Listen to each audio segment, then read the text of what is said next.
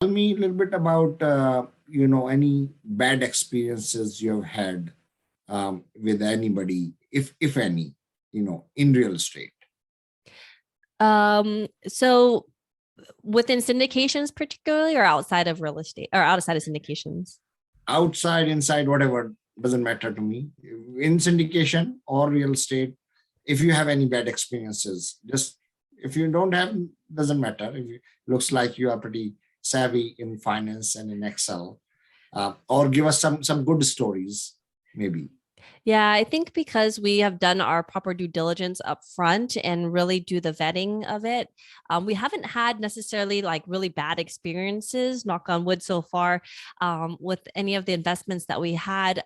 I think the only negative things that are the challenges that some of the challenges we face is maybe when I was doing the single family home, we're dealing with a little bit of a difficult tenant with during COVID time and the paying of the rents and trying to collections of that piece of it. So that was a little bit of a challenge during that time, but we were able to overcome it. But other than that, everything else has been pretty good. I can share a great story that has happened, I have an all the unexpected years. one. I have so all the years. so the first passive investment that we had invested with,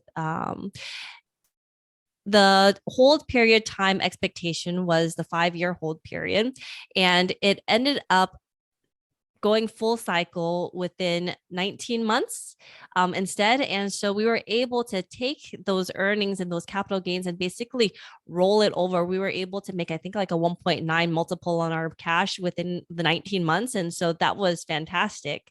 We were expecting to hold it for 5 years, but the market was favorable and they sold it, got a gain. And so we're able to take that cash and then put it back into another syndication and have that compounding effect and having now more money and building in more and more cash flow through those passive investments.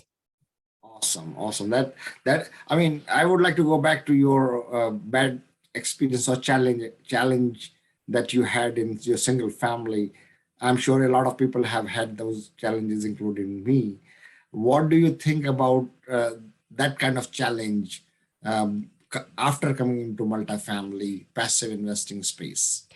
So the difficult part with the single family, and single family is fantastic for certain models and people, and they've done great in those fields.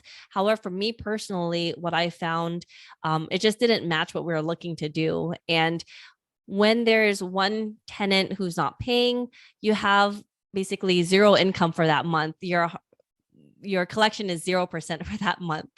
With multifamily, you have the economies of scale. So even if you have a couple of bad tenants who are not maybe paying or they're delinquent in their payments, you still have other tenants who are covering it. So you're still making a break even at like a lower point value. You're not 0% at some time at any point in time. It would be very difficult to get to 0% with a multifamily. And so what was great about when I invested in passively in syndications is I didn't have to worry about dealing with the property manager, dealing with the tenants, and all that paperwork that goes back and forth communication. The sponsor takes care of all that stuff. And I really just sit back and just read the emails and the communication that comes to us as investors. So, I mean, this is what I wanted to hear for our listeners